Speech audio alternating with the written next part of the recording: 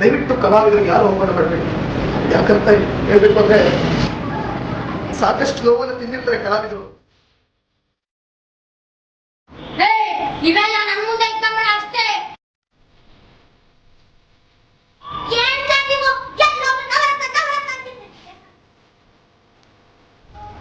ಡೈರೆಕ್ಟ್ರೇ ಸರಿ ಇಲ್ಲ, ಯಾರು ಆಡಿಷನ್ ಮಾಡಿಸ್ಬೇಕಿತ್ತು, ನಮಗೆ ಮಾಡೋ ಕೆಲಸ ಇರಲಿಲ್ಲ.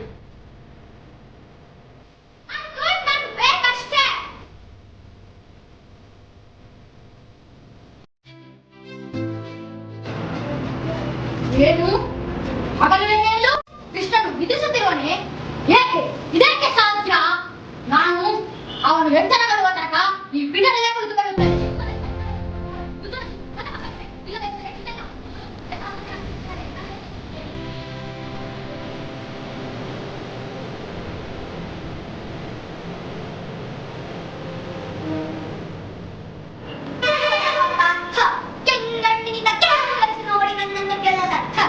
ಈಗ ಆ ಶಕ್ತಿ ನಿನ್ನಿಂದ ಪರಮಪತಿ ಸಿದ್ಧಿಸಿದವರ ಕ್ಷಣವೇ ನಿನ್ನ ಪುಣ್ಯವೆಲ್ಲ ಕುಡಿದು ಪಾಪದ ಮುಂದೆ ನಿನ್ನ ಹೆಗಲು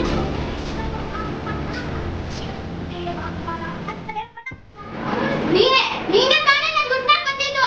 ನೀ ಕಟ್ಟ ಯಾರು ಕಟ್ಟಿದ್ದ ನನ್ನ ದುಡ್ಡ ಹೇಳಿ. ನಾನು ದುಡ್ಡು ನಾನು ಬೇಕಷ್ಟೇ.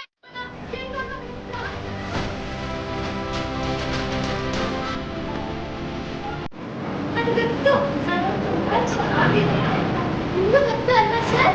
ನಿಮಗೆ ಗೊತ್ತಾ?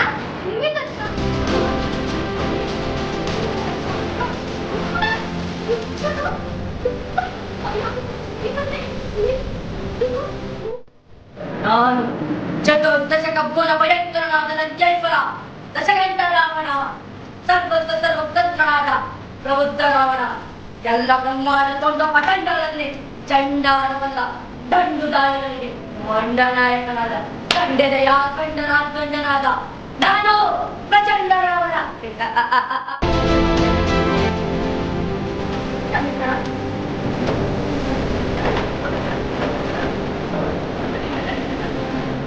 ಇಲ್ಲಿ ಒಂದು ಗುಹೆ ಬಿತ್ತು. ಆ ಗುಹೆ ನೋಡೋದಕ್ಕೆ ಭಯಂಕರವಾಗಿತ್ತು. ಆಮೇಲೆ ನನಗೆ ಒಳಿಪುದೆ ಅರ್ಜುನ, ಇದು ಏಕೆ ಇಲ್ಲಿರುವೆ? ಇನ್ನ ಕುಡಿಯಲು ತಪ್ಪದೇ ಇಲ್ಲಿ ಬಿಟ್ಟಿದೆಯಾ?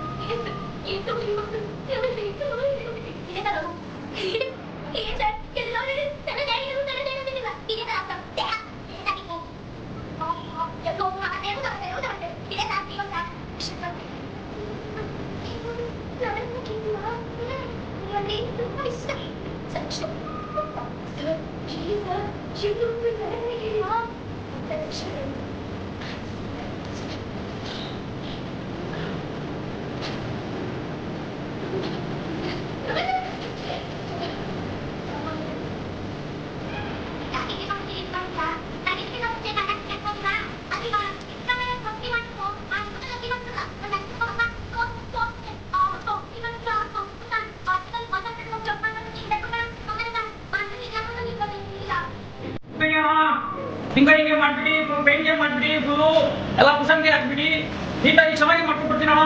ಹೆಂಗೆ ಇರ್ಬೇಕು ಅಂತಂದ್ರೆ ಮಾಡ್ಬಿಟ್ಟಂಗೆ ಪಳ ಪಳ ಅಂದ್ಬಿಟ್ಟು ಗಾಡಿ ಆ ರೀತಿ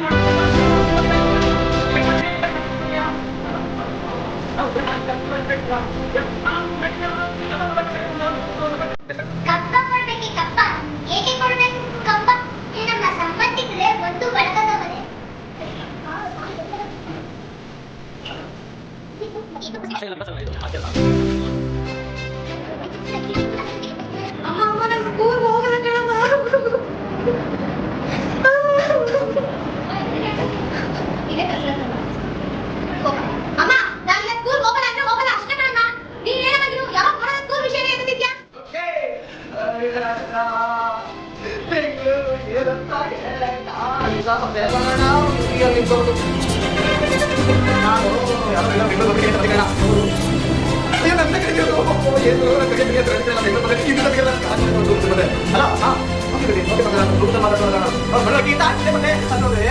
ವರ್ಷ ಕೆಳಗಡೆ ಒಂದು ಪೌರಾಣಿಕ ನಾಟಕ ಇತ್ತು.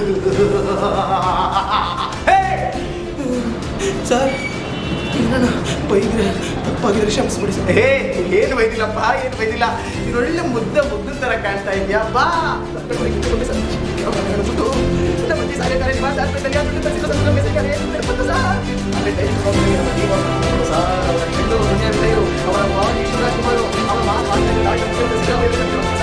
ದಯವಿಟ್ಟು ಕಲಾವಿದರು ಯಾರು ಅವಮಾನ ಮಾಡಬೇಡಿ. ಯಾಕಂತ ಹೇಳ್ಬೇಕು ಅಂದರೆ ಸಾಕಷ್ಟು ನೋವನ್ನು ತಿಂದಿರ್ತಾರೆ ಕಲಾವಿದರು, ಆದರೆ ತಾಳ್ಮೆ ಹೊಂದಿರೋದಿಲ್ಲ. ಜೀವನದಲ್ಲಿ ತಾಳ್ಮೆ ಅಂತ ಇಟ್ಕೊಂಡ್ರೆ ಅವ್ರು ಎಲ್ಲೋದ್ರು ಸಕ್ಸಸ್ ಕಾಣ್ತಾರೆ. ಸಕ್ಸಸ್ ಬಂತು ಸೆಲೆಕ್ಟ್ ಆಗಿದ್ರು ಸಿನಿಮಾ ಶೂಟಿಂಗು ಅಂತ ಯಾರು ಇಕ್ಬೇಡಿ. ಚೆನ್ನಾಗಿ ಮಾಡಿದೆ ಗುರು, ಡೈರೆಕ್ಟ್ರೇ ಸರಿ ಇಲ್ಲ. ಯಾಕೆ ಗುರು ಆಡಿಷನ್ ಮಾಡಿಸ್ಬೇಕಿತ್ತು?